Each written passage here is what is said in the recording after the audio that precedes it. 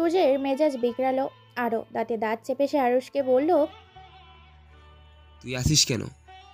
তুইও নাই হয়ে যা। আরুষ ঠোঁট উল্টালো, একটু সময় নিয়ে বলল, আমি নাই হয়ে গেলে কীভাবে হবে স্যার? আমি নাই হলে আপনি কার মাথায় নূর রেখে বড়ই খাবেন? রোজ রোজ মারামারি করে কার ঘাড়ে দোষ চাপাবেন? তুর্য ফুঁসে উঠল, তেড়ে গেল আরুষের পানে। ক্রোধিত কণ্ঠে বলল, আমি তোর মাথায় নুন রেখে বড়ই খাই, নিজের দুষ তোর গাড়ি চাপাই। তারা তুই আজ তোর গাড় সহ মাথাটাই রাখবো না বেয়াদব। আরুষ আঁতকে উঠল, ভয়ে সিটিয়ে গেল মুহূর্তেই। তুর্যের ক্রোধ সম্পর্কে সে জানে বেশ ভালোভাবেই। এবার যদি ছেলেটা সত্যি সত্যি ক্রোধে ভূতের ন্যায় তার ঘাট মটকে দেয়, তখন কি হবে? এই অল্প বয়সে বিয়ের আগেই অক্কা পেতে হবে। আরুষের নিজের উপর নিজের রাগ লাগলো। কেন বলছিল তাকে এসব বেফাঁস মন্তব্য করতে? অবশ্য দোষটা তার নয়, তার চরিত্রে কোনো কালেই এই বেফাঁস মন্তব্য করার গুণটি ছিল না। এটা এসেছে তুর্যের সহচার্যে থাকতে থাকতে। তুর্যের বাতাস লেগেছে তার শরীরে। আরুষের ভাবনার মধ্যে সে খেয়াল করলো তুর্যের চোখ লাল করে তার নিকটে চেয়ে এসেছে। আর একটু হলেই গলাটা টিপে দিবে। আরুষ ভয়ে দৌড় দিল তুর্যের সম্মুখীন থেকে। এক দৌড়ে গিয়ে থামলো ফ্ল্যাটের বাইরে। তুর্য চেঁচিয়ে উঠল, গলা বাড়িয়ে বলল, এখন কোথায় ফেলাচ্ছিস মির্জাফরের বংশধর? তারা বেয়াদব। আরুষের আর পায় কে? সে নিজের জান বাঁচাতে পালিয়েছে। তুর্য ছেলেটার পিছু পিছু দৌড় দিতে গিয়েও থেমে গেল। মাথায় আবার চড়া হলো পৃথার বিয়ের ব্যাপারটা। তার তার রাজাকার শ্বশুরটা যে এত বড় রাজাকারিতা করবে বুঝতে পারলে এতটা সময় সে কখনো নিত না। তুর্য ভেবেছিল আগে পৃথার কাছাকাছি যাবে, একটু একটু করে মেয়েটার মনে তার জন্য ভালোবাসার সৃষ্টি করবে, তারপর না হয় সবকিছু খুলে বলবে। একবার পৃথার মনে নিজের জন্য ভালোবাসা সৃষ্টি করতে পারলে নিশ্চয়ই মেয়েটা নিজে থেকেই তার কাছে চলে আসতো। তখন কারোর সাথে আর যুদ্ধ বিগ্রহে জড়াতে হতো না তুষকে। শ্বশুরের সাথে ঝগড়া বিবাদে লিপ্ত হয়ে তার চোখে অন্তত খারাপ হতে হতো না। সম্পর্ক ভালো থাকতো, বউ পেয়ে যেত। কিন্তু তার শ্বশুরটা সব পরিকল্পনায় জল ঢেলে দিল দারুণভাবে। এখন আর উপায় নেই, যেভাবে হোক বউকে অতি দ্রুত নিজের কাছে নিয়ে আসতে হবে। যুদ্ধ বিগ্রহে জড়িয়ে হলেও বউকে নিজের করে নিতে হবে। তুষের ভাবনার মধ্যেই ফ্ল্যাটের দরজা গুলিয়ে শুধুমাত্র মাথাটা ঢুকিয়ে দিল আরুষ। আশেপাশে চোখ বুলিয়ে বলল, স্যার আপনি কি আর আবার আমাকে তাড়া করবেন নাকি? আমি ভিতরে আসবো। তুর্য তাকালো আরুষের পানে। আপাতত এই ছেলেটার ওপরে যতটুকু ক্রোধ ছিল গিলে নিল। একে তো সে পরে দেখে নেবে, আগে বইয়ের বিয়ে আটকায় নিক। তুর্য চড়া গলায় বলল, ভিতরে আসতে হবে না তোদের, গার্ডদের তৈরি থাকতে বল, আমি বেরোবো। আরুষ আর কথা বাড়ালো না, মাথা নাড়িয়ে নিঃশব্দে চলে গেল সে। মাগরিবের আজান পড়েছে বেশ অনেকক্ষণ। নামাজ পরপরই পৃথার ঘরে বেশ কিছু জনমানবের আগমন ঘটেছে। যদিও পৃথা এখনও সেই জনমানবের কাউকে চিনে না বা কেন এসেছে জানে না, তাকেও এই বিষয়ে বলেনি কেউ, সেও জিজ্ঞেস করেনি। যদিও ভেতরে ভেতরে মেয়েটা একটু কৌতূহল অনুভব করছিল যে এই সময় এরা কেন এসেছে, ভেবে কিন্তু জিজ্ঞেস করেনি কাউকে। পরে এরা গেলে না হয় জানা যাবে এদের পরিচয়। ঘরে একটু বেশি মানুষের পদানুভাব উপলব্ধি করে নিজের কক্ষেই বসেছিল পৃথা। এর মধ্যেই সুফিয়া বেগম হন্তদন্ত হয়ে ঢুকলেন তার কক্ষে। পৃথাকে তাড়া দিয়ে বললেন, সেদিন শপিংয়ে গিয়ে একটা কালো শাড়ি এনেছিলি না? শাড়িটা সুন্দর ভীষণ। ওই কালো শাড়িটা পরে নে, আর সাথে একটু হালকা পাতলা সেজে নে তো তাড়াতাড়ি। পৃথা আকস্মিক মায়ের এমন তার জোরে অবাক হলো। থেকে হুট করে এসে বলছে শাড়ি পরতে? মেয়েটার কপালে ভাঁজ ফেলে প্রশ্ন করলো, এই রাত বিরেতে আমি আবার শাড়ি পরে কি করব মা? আর হুট করে তুমি আমাকে শাড়ি বা পরতে বলছো কেন? সুফিয়া বেগম আমতা আমতা শুরু করলেন। মেয়েকে সে কিভাবে বলবেন যে তার বাবা হুট করে তার বিয়ের তোড়জোড় চালাচ্ছেন? মেয়েকে না বলে কয়ে তালাকহীনা মেয়ে দেখানোর জন্য পাত্রপক্ষ বাড়ি এনে তুলেছেন ইতিমধ্যে। সুফিয়া বেগম চুপ রইলেন কিছুক্ষণ, অতঃপর তপ্ত নিঃশ্বাস ফেলে বললেন, তোর বাবা তোর বিয়ে দিতে চাইছেন, বাইরে পাত্রপক্ষ এসেছে তোকে দেখতে, তাই তাড়াতাড়ি তৈরি হয়ে নে। পৃথা এতক্ষণ বুঝলো হঠাৎ ঘরে অপরিচিত জনমানবের আগমনের কারণ। সবটা শুনে মাথায় যেন আকাশ ভেঙে পড়ল মেয়েটার। তার বিয়ে? পাত্রপক্ষ বাড়িতে পর্যন্ত চলে এসেছে, অথচ সে কিছুই জানলো না। জীবন তার, বিয়ে তার, অথচ তারই মতামত নেওয়া হলো না। একবারও জিজ্ঞেস করার প্রয়োজন বোধ করলো না, তুই কি চাস, কেমন ছেলে তোর পছন্দ? পিতার পরিবার তার সাথে এত বড় বেইমানিটা করতে পারলো। তাছাড়া এত তাদের বিয়ে কিসের? এখনো পর্যন্ত বিয়ের বয়স হয়েছে পৃথার। মাত্র তো 17 বছর বয়স হলো মেয়েটার। বান্ধবীদেরও বিয়ে হয়নি। পৃথা সমর্থন করতে পারল না বাবা মায়ের সিদ্ধান্তকে। প্রতিবাদী কণ্ঠে বলল, কিসের পাত্রপক্ষ আর কিসের বিয়ে? আমি এখন কোনো বিয়ে ঠিক করবো না। সুফিয়া বেগম ব্যস্ত হলেন। মেয়ের নিকটে গিয়ে বললেন, এমন করে না মা, তোর বাবা তোর ভালোর জন্যই এমন সিদ্ধান্ত নিয়েছেন। পৃথা গলা বাড়ালো। স্থান কাল পাত্র ভুলে বলল, ভালো? কিসের ভালো? একটা মেয়েকে না জানিয়ে হুট করে পাত্রপক্ষকে বাড়িতে এনে বলছো শাড়ি পরে নে। এটা কোনো ভালো কার্য? থামলো পৃথা। ধলা গলায় বলল, আমার মতামতের কি কোনো দাম নেই মা? তোমরা আমাকে একটা বারও জিজ্ঞাসা না করে কিভাবে এত বড় একটা সিদ্ধান্ত নিলে? আমার বিয়ে, অথচ আমি জানি না। পৃথা চিৎকার চেঁচামেচির মধ্যেই কক্ষে এলেন পলাশ শিকদার। মা মেয়ের পানে একবার দৃষ্টি নিক্ষেপ করে বলেন, চিৎকার চেঁচামেচি জুড়েছ কেন? বসার কক্ষে মানুষ রয়েছেন, তাদের সম্মুখে আমার মান সম্মান নষ্ট না করলেই হচ্ছে না তোমাদের? বাবাকে দেখে গলার আওয়াজ একটু নিভে এলো পৃথার। বাবাকে সে ভয় পায় ভীষণ, কিন্তু তাই বলে আজ ভয় পেয়ে বসে থাকলে তো চলবে না। তার বাবা তো এমন ছিলেন না, কখনো তার উপর জোর জবরদস্তি করে কোনো সিদ্ধান্তকে চাপিয়ে দেননি। হ্যাঁ, শাসন করেছে, কিন্তু তাই বলে তার মতামতকে অবহেলা করেননি। তাহলে আজ কেন এমন করছে? পৃথা কিছুটা নরম কণ্ঠেই বাবাকে বলল, আমার তো এখনো পড়াশোনা শেষ হয়নি বাবা, বিয়ের বয়সটাও হয়নি। এর মধ্যে বিয়ে কিসের? আমি কোনো বিয়ে করব না বাবা। পলাশ শিকদার শীতল দৃষ্টিতে তাকালেন মেয়ের পানে। থমথমে কণ্ঠে বললেন, ভরসা রাখো আমার উপর। তোমার খারাপ হবে তেমন কোনো সিদ্ধান্ত আমি কখনো নেব না। আমি যা করছি তোমার ভালোর জন্যই করছি। থামলেন পলাশ শিকদার। আবার বললেন, ধরে নাও বহুদিন আগে তোমার বাবা বড় কোনো ভুল করেছিলেন, সেই ভুল সংশোধনের জন্যই আজ নেমেছেন তিনি। তাড়াতাড়ি তৈরি হয়ে এসো, বসার কক্ষে ওরা তোমার জন্য অপেক্ষা করছে। কথাগুলো কোনো মতে শেষ করে ব্যস্ত পায়ে মেয়ের কক্ষ ত্যাগ করলেন পলাশ শিকদার। ডুকরে কেঁদে উঠল পৃথা। কান্না বিচলিত কণ্ঠে মাকে বলল, আমি কোনো বিয়ে করব না মা, তুমি বাবাকে বোঝাও একটু। তুমি বোঝালে বাবা নিশ্চয়ই বুঝবে। সুফিয়া বেগম মেয়েকে আগলে নিলেন নিজের সাথে। মেয়ের মাথায় হাত বুলিয়ে বললেন, কাঁদছিস কেন পাগলি মেয়ে? দেখতে আসলে কি বিয়ে হয়ে যায় নাকি? আগে পাত্রপক্ষ তোকে দেখবে, পছন্দ হবে, তারপর তো বিয়ে। পৃথার কান্নার তবুও থামল না। সুফিয়া বেগম নিজের থেকে ছাড়িয়ে নিলেন মেয়েকে। খুঁজে খুঁজে কালোর শাড়িটা বের করে দাঁড়ালেন পৃথার সম্মুখে। তাড়া দিয়ে বললেন, এখন তাড়াতাড়ি তৈরি হয়ে নে তো। ওনারা যেহেতু বাড়ি পর্যন্ত এসেছেন, মেয়েকে তো দেখাতেই হবে। আমাদের মান সম্মানটা অন্তত রাখ মা, তারপর না হয় আমি তোর বাবাকে বোঝাবো। পৃথা কান্না থামালো একটু। মায়ের পানে তাকিয়ে শুধালো, তুমি সত্যি বাবাকে বোঝাবে তো? সুলতান বেগম অভয় দিয়ে বললেন। হ্যাঁ, বোঝাবো। মায়ের কথা একটু ভরসা পেল পৃথা। ইচ্ছে না থাকার সত্ত্বেও কারোর শাড়িটা পরে তৈরি হয়ে নিল সে। তবে সাজল না একটু। সুফিয়া বেগমও আর মেয়েকে জোর করেননি। শাড়িটা পরাতে পেরেছেন, এই তো অনেক। খানিক সময় নিয়ে সুফিয়া বেগম পৃথাকে নিয়ে ঢুকলেন বসার কক্ষে। মায়ের শিখানো বুলি আওড়িয়ে পৃথা নত মস্তকে সকলেরকে সালাম জানালো। অস্বস্তি নিয়ে মায়ের কথায় বসলো সোফায়। তবে হৃদয়টা যে বড্ড উতাল পাতাল হয়ে উঠেছে। বারবার তুর্যের কথা মনে পড়ছে। বিয়ের কথাটা জানার পর থেকেই মস্তিষ্কে একটু পর পর তুর্য নামক ব্যক্তিটি হানা দিচ্ছে। তার তো তুর্যের কথা মনে আসার কথা নয়। এই তো কয়েকটা দিন আগে তাদের দেখা হলো, তারপর শত্রুতা। হ্যাঁ, এখন ছেলেটা ইনিয়ে বিনিয়ে অনেক কিছুই বোঝানোর চেষ্টা করে, কিন্তু তাই বলে তার প্রতি তো পৃথার কোনো অনুভূতি নেই। তাহলে তাকে কেন মনে পড়বে?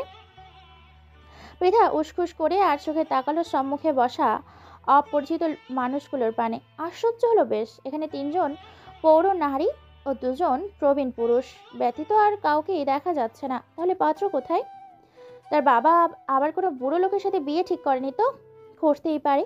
যারা এইভাবে লুকিয়ে চুরিয়ে তার কথা না ভেবে বিয়ে ঠিক করতে পারেন, তারা সব পারেন।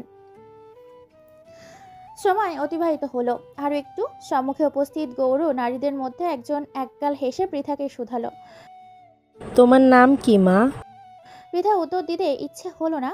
এখানে বসে থাকতেও তো তার মেজাজ গরম হচ্ছে। তবুও ভদ্রতার খাতিরে মেয়েটা উত্তর দিল। পৃথা ইসলাম। পাশে আর এক মহিলা হাসলেন, বললেন, বাহ, ভারী মিষ্টি নাম তো। তো একদম তোমার মতোই মিষ্টি। কথা শেষ করতে না করতেই দরজার দিক থেকে এক গম্ভীর পুরুষালী কণ্ঠস্বর ভেসে এলো। গমগমে কণ্ঠে সে বলল, তুর্য চৌধুরীর বউ বলে কথা, মিষ্টি তো ওকে হতেই হতো। পরপর একই কণ্ঠ শোনা গেল আবারও। বেশ গম্ভীর কণ্ঠে এবার পুরুষটি আওলালো, শুনলাম আমার বউকে নাকি কারা বিয়ে দিচ্ছে, তাই আমিও চলে এলাম। দেখি কার বুকে কত বড় পাঠা আমার বউয়ের বিয়ে দিবে। উপস্থিত সবাই চমকালো। বিস্ময়পূর্ণ দৃষ্টিতে একযোগে তাকালো সদর দরজার পানে। দেখা মিলল তুর্যের। শরীরে জড়ানো কালো শার্টের হাতাটা গোটাতে গোটাতে এলো ভেতরে। ছেলেটা আশেপাশে একবার তাকিয়ে তাকালো পৃথার পানে। সাথে সাথেই থমকে গেল। হৃদস্পন্দন গাঢ় হলো মুহূর্তে। কালো শাড়িতে কি সুন্দর লাগছে মেয়েটাকে। মুখে কোনো সাজ নেই, গায়ের রংটা উজ্জ্বল শ্যামবর্ণা, অর্থাৎ তুর্যের গায়ের রঙের তুলনায় বেশ চাপা। তবুও মেয়েটাকে যেন পরীর ন্যায় মনে হচ্ছে তুর্যের নিকট। ছেলেটার দৃষ্টি মুগ্ধ হলো। কিঞ্চিত সময় নিয়ে বউকে খুঁটিয়ে খুঁটিয়ে দেখতে লাগলো। অমনি একটু আগে ঠান্ডা হওয়া মেজাজটা চটে গেল আবারও। এদের কি সাহস, তার দেওয়া শাড়ি পরিয়ে তার বউকে অন্য পাঁচপক্ষের সম্মুখে বসিয়েছে। জোরে জোরে কয়েকটা নিঃশ্বাস নিয়ে তুর্য একটু শান্ত করলো নিজেকে। অতঃপর গিয়ে দাঁড়ালো সোফায় বসা পাত্রপক্ষের পাশে। একবার তীক্ষ্ণ দৃষ্টিতে সকলের পানে তাকিয়ে পাত্রপক্ষের সাথে আসা দুই প্রবীণ পুরুষকে উদ্দেশ্য করে বলল, আঙ্কেল, একটু চেপে বসুন। আমার ছোটখাটো দেহটা নিয়ে আপনাদের মধ্যে একটু বসার স্থান দিন। প্রবীণ পুরুষ দুজনেই ভড়কে গেলেন তুর্যের কথায়। এ ছেলে আবার কে, আর হঠাৎ এসেই কেন এসব কথা নেমে পড়েছে। জোরপূর্বক হাসলেন এক প্রবীণ। একটু সরে বসে বললেন, বসো বাবা। এই পর্যায়ে আর চুপ থাকতে পারলেন না পলাশ শিকদার। কণ্ঠে ক্রোধ এঁটে বললেন, এসব কেমন ধরনের অসভ্যতাম? আর তুমি বা এখানে কেন এসেছো? তুর্য পাত্তা দিল না পলাশ শিকদারের কথায়। সে বসে পড়ল সোফায় ফাঁকা স্থানে। শার্টের গলার কাছে দুইটা বোতাম খুলে গা এলিয়ে দিল সোফার সাথে। নাক মুখ কুঁচকে বলল, কি গরম, মনে হচ্ছে এখনই ডিমের মতো সিদ্ধ হয়ে যাব। থামলো তুর্য। পলাশ শিকদারের পানে তাকিয়ে বলল, এত বছর রাজাকারি করে জীবনে কি করেছেন শ্বশুরমশাই? পথে ঘাটে 2-4টা এসি লাগিয়ে রাখতে পারলেন না? আপনি জানতেন না এই পথে আপনার মেয়ের জামাই আসবে, তার গরম লাগতে পারে? পলাশ শিকদার দাঁতের দাঁত চাপলেন। কটমট করে বললেন, চুপ থাকো বেয়াদব ছেলে। আর তুমি এখানে কেন এসেছো? আমার বাড়িতে পা রাখার সাহস তোমাকে কে দিয়েছে? তুর্য অবাক হওয়ার ভান ধরলো। বিস্ময় ভরা কণ্ঠে বলল, সে কি শ্বশুরমশাই, এসব কি ধরনের কথাবার্তা বলছেন? আমার বউয়ের বিয়ে আর আমি আসবো না, সে কি কখনো হয় নাকি? কথাটা বলেই চোখ মুখে বিস্ময় ভাব ফুটিয়ে তুলল তুর্য। কাঁদো কাঁদো কণ্ঠে বলল, তবে আমার বউয়ের বিয়েতে আমাকে দাওয়াত না করায় আমি কিন্তু ভীষণ কষ্ট পেয়েছি শ্বশুরমশাই। এই কাজটা কিন্তু আপনি একদম ঠিক করেননি। পিয়াস এবং পিয়াল উপস্থিত ছিল ওই স্থানে। তুর্যের হঠাৎ আগমন এবং অদ্ভুত বাক্যই খেপে গেল দুই ভাই। পিয়াস শক্ত কণ্ঠে বলল, এসব কেমন ধরনের বেয়াদবি? এটা ভদ্র বাড়ি, ভদ্রভাবে কথা বলো। তুর্য ঘাড় ঘুরিয়ে তাকালো পিয়াসের পানে। খেয়ালিপূর্ণ কণ্ঠে বলল, এটা ভদ্রবাড়ি? ও, আমার জানা ছিল না। থামলো ছেলেটা। চোখ মুখ শক্ত করে আবার বলল, তা ভদ্রবাড়ির মেয়েদের বুঝি তালাকিনা অন্য তো বিয়ে দেওয়ার বন্দোবস্ত করা হয়? স্বামী জীবিত থাকতেও অন্য পাত্রপক্ষের সম্মুখে বসানো হয় রূপ দেখানোর জন্য? তুর্যের কথা শেষ হবার প্রায় সাথে সাথেই তার কথার উত্তর দিলেন পলাশ শিকদার। তাচ্ছিল্য করে বললেন, স্বামী জীবিত অথচ স্ত্রী কোনো খোঁজ খবর রাখেনি টানা 7 বছর। স্ত্রী বেঁচে আছে নাকি মরে গেছে একটা বার জানার প্রয়োজন বোধ করেনি। তাকে কি আদৌ স্বামীর কাতারে ফেলা যায়? তুর্যের কণ্ঠ নরম হলো। অপরাধী কণ্ঠে বলল, আমি জানি আমি ভুল করেছি, তার জন্য আমি আপনাদের এবং পিতার নিকট ক্ষমা প্রার্থী। তবে এখন সেই ভুলটা শুধরে নিতে চাইছি, স্ত্রীকে আপন করে নিতে চাইছি। দয়া করে আপনারা আমার ভুল শুধরানোর জন্য একটা সুযোগ অন্তত দিন। পৃথা এতক্ষণ চুপচাপ শুনছিল, সবটা বোঝার চেষ্টা করছিল। কিন্তু এদের এক একজনের এক এক স্থান থেকে এক এক ধরনের কথা বোধগম্য হচ্ছিল না কিছুতেই। তার মধ্যে আবার তুর্য কি বলল, সে পৃথার নিকট ক্ষমা প্রার্থী, আমার স্ত্রীকে আপন করে নিতে চাইছে। এ পর্যায়ে মেয়েটা আর নিজের ধৈর্য রাখতে পারলো না, উঠে দাঁড়ালো মেয়েটা। অধৈর্য কণ্ঠে বলল, এখানে কি হচ্ছে? কেউ একটু বলবে আমাকে? আমি তো কিছুই বুঝতে পারছি না। পৃথার কথা শুনে তার পানে তাকালো সবাই। হঠাৎ তুর্যের আগমনে তো তারা সবাই পৃথার কথা ভুলেই বসেছিল। মেয়েটা নিশ্চয়ই সব শুনে নিয়েছে, আর লুকালো গেল না কিছুই। হয়তো লুকানোটাও ঠিক হবে না। পলাশ শিকদার হাত রাখলেন মেয়ের মাথায়, শান্ত কণ্ঠে বললেন, তোর জীবনের অনেক কথাই এখনো তোর অজানা। আমরা এতদিন লুকিয়ে রেখেছিলাম, জানতে দেইনি তোকে। ভেবেছিলাম সবটা জানলে তুই হয়তো ভেঙে পড়বি, মেনে নিতে পারবি না। আর তাছাড়া তখন তুর্য ফিরে আসারও সম্ভাবনা ছিল না, তাই জানাইনি। কিন্তু আজ মনে হচ্ছে তোকে সবটা জানানো উচিত তোর জীবনে। সুতরাং তোর জীবনে ঘটে যাওয়া সবকিছু জানার অধিকার তোর আছে। থামলেন পলাশ শিকদার। মেয়ের মাথায় হাত রেখেই বলতে শুরু করলেন, ছোটবেলা থেকে তুর্যের মা এবং তোর মা ভীষণ ভালো বান্ধবী ছিলেন। আবার আবার তাদের বিয়ে হয়েছিল প্রায় পাশাপাশি স্থানে। তুর্যদের বাড়ি এবং আমাদের বাড়ির কাছাকাছি ছিল। আমাদের পূর্বপুরুষদের ভিটে রাজশাহীতে হলেও আমরা বাসিন্দা ছিলাম রাজধানী ঢাকার। তুর্যের বাবা মায়ের বিয়েতেই তোর মাকে আমি প্রথম দেখেছিলাম। তারপরে তার বাড়িতে বিয়ের প্রস্তাব পাঠাই, আর তারপরে বিয়ে। এইটুকু বলে আবার থামলেন পলাশ শিকদার। একটু সময় নিয়ে বলতে শুরু করলেন, পাশাপাশি বিয়ে হওয়ার দরুন তোর মা এবং তুর্যের মায়ের বন্ধুটা আরো গাঢ় হয়ে উঠেছিল। তারা দুজনেই চেয়েছিল তাদের ছেলে মেয়েদের বিয়ে দিয়ে এই সম্পর্কটা আরো মজবুত করবেন। কিন্তু দুর্ভাগ্যবশত তুর্যের মা তাহমিনা এবং তোর মা দুজনেরই প্রথম সন্তান ছেলে হয়। এরপরে আবারও তারা ওদের আগ্রহে অপেক্ষা করতে শুরু করেন দ্বিতীয় সন্তানের। কিন্তু এবারও দুজনেই পুত্র সন্তানের জননী হন। তৃতীয়বারের বেলায় তাহমিনা আবারও পুত্র সন্তানের জন্ম দিলেও আমাদের কোল আলো করে তুই এসেছিলি। তাহমিনা তখনই বলে রেখেছিলেন তোকে তার বউ, বড় ছেলে তুর্যের বউ করে নিবে। আমি তখন তোর আর তুর্যের বিয়ের পার্থক্যের কথা ভেবে বিষয়টা মানিনি। তারপর আর এ নিয়ে কথা ওঠেনি। কিন্তু সমস্যা বাঁধলো যখন তোর বয়স 10 হলো। তখন তুর্য 20 বছরের এক তরতাজা খামখেয়ালি যুবক। তার ঠিক যা ইচ্ছে হয় সে তাই করে বেড়ায়।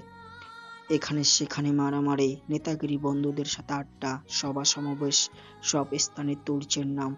অল্প বয়সী এলাকার ছোটখাটো এক নেতাও হয়ে উঠেছিল সে।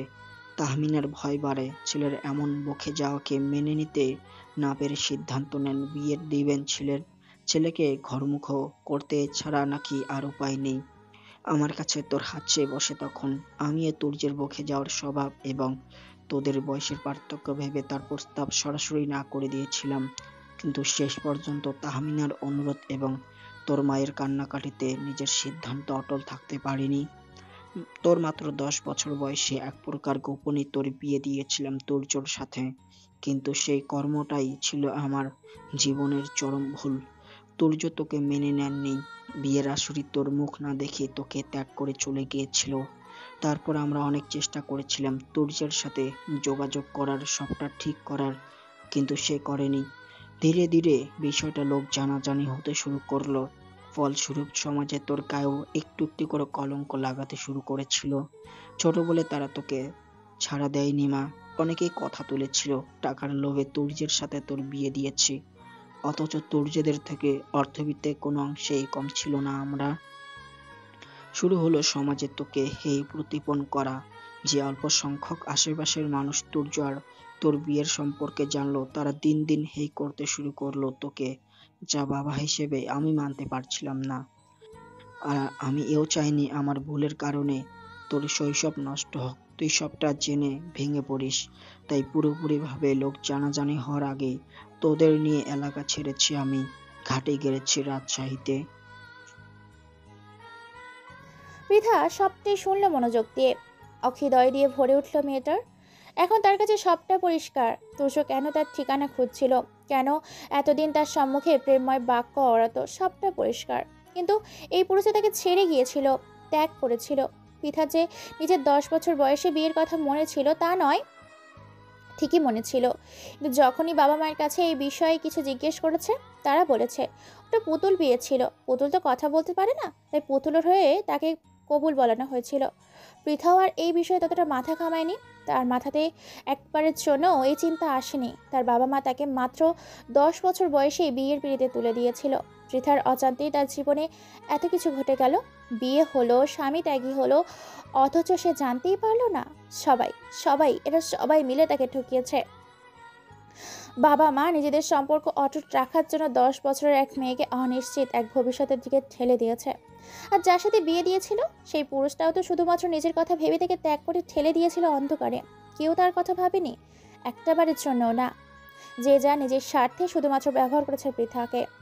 মেয়েটার ভাবনার মধ্যেই শোনা গেল তুর্যের কণ্ঠস্বর। অপরাধী কণ্ঠে সে বলল, আমি আমার কর্মের জন্য অনুতপ্ত। আমি পিতাকে ছেড়ে গিয়ে বুঝেছি আমি কতটা ভুল করেছি। ধীরে ধীরে ভীষণ বাজে ভাবে আটকে গেছি ওর মায়ায়।